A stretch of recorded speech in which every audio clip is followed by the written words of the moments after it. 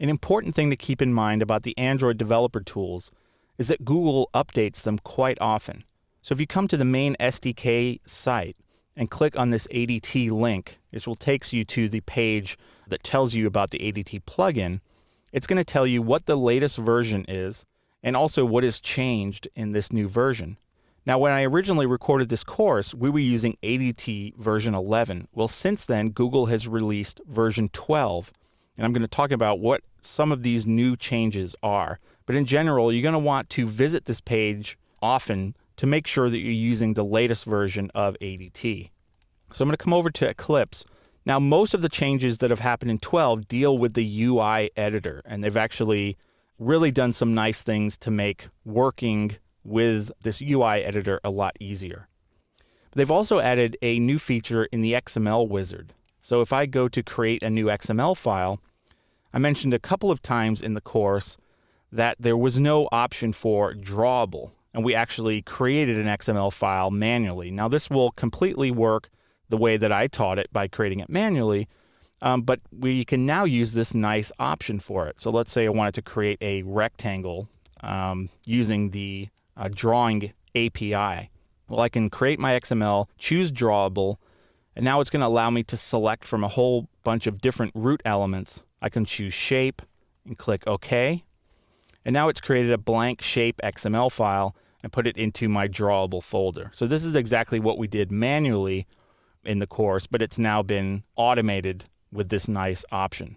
So now when we look at the actual UI editor, I want to show you a couple of things here. First is if I bring out, let's say, a button here and place it here, we can see we now have these drag handles. And this is going to allow us to resize components directly here inside of the UI. And previously, we would have to go into the properties panel and set a specific value. But this is a really nice addition that allows us to resize elements using these drag handles. Now, another thing that I can do, let me just delete this, is I can easily change the layout for my activity. If I go to the XML here, we can see that this is using a linear layout. Well, let's say that I wanted to use a relative layout. I can just right-click and choose Change Layout. This is going to allow me to change to any of the different types of layouts. I'm going to choose Relative Layout and click OK. Now, speaking of relative layouts, there's been some nice additions to visually help you when you're moving components around in your application.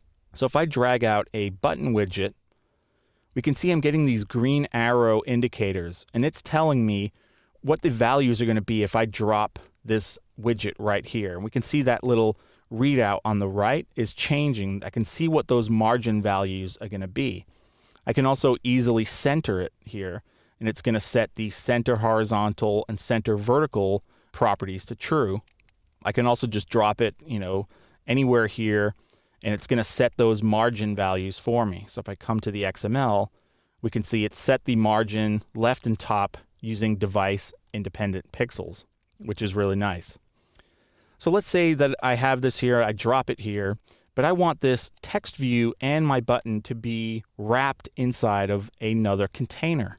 Well, I can easily do that. I can shift select both of them, right click, and choose Wrap in Container. This is going to allow me to wrap those two widgets inside of a new container. And let's say I want to wrap it in a linear layout. I'll just call it New Layout and click OK.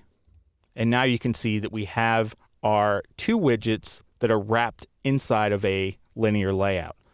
Again, previously we would have to go into the XML and manually do that. So again, it's just a nice time-saving feature for you to use.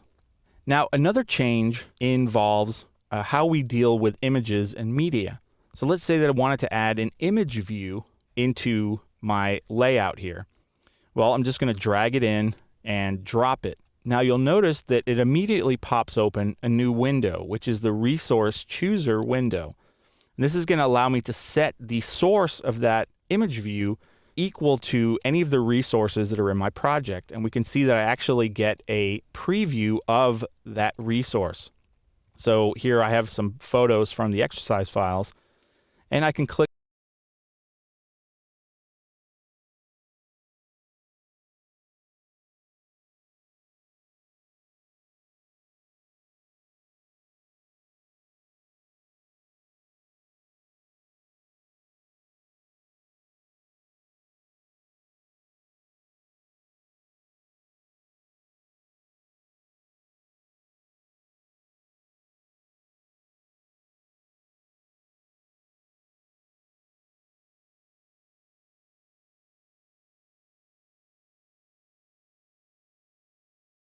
So in the course, you'll notice that we had a text view, we had an edit text view, and a few other options for text. Well, now it's been broken out into all of these different ones. So for form widgets, we have a text view, which actually we can see right here.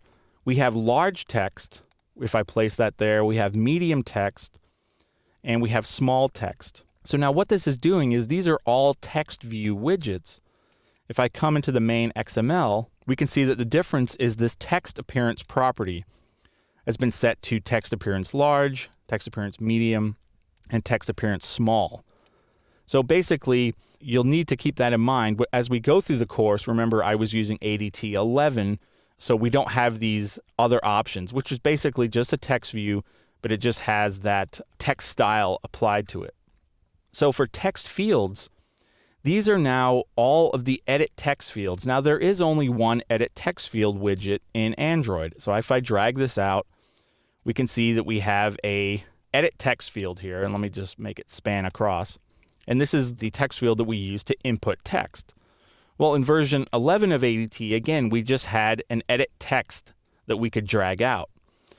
But the input type, which I went over, if we actually go into the properties here, if I select this, and if we come down to input type, there's a whole host of different input types for an edit text field, and we went over this in the course. But these have now been basically extracted. So we have an edit text field here for an email, edit text field for phone, and so on and so forth. So it saves you a step from having to do that. And we can see the one I dragged out. We have edit text field, and it's basically just using plain text.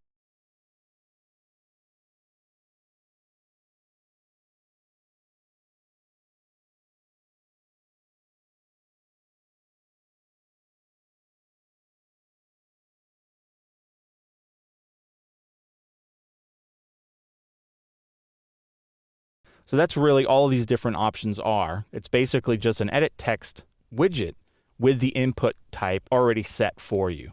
So again, those are the main differences that you're going to need to be aware of between version 12 of ADT and version 11. So again, you're going to want to make sure you stay up to date on what the latest versions of these developer tools are so that you can always have the latest tools available for you as you're doing your Android development.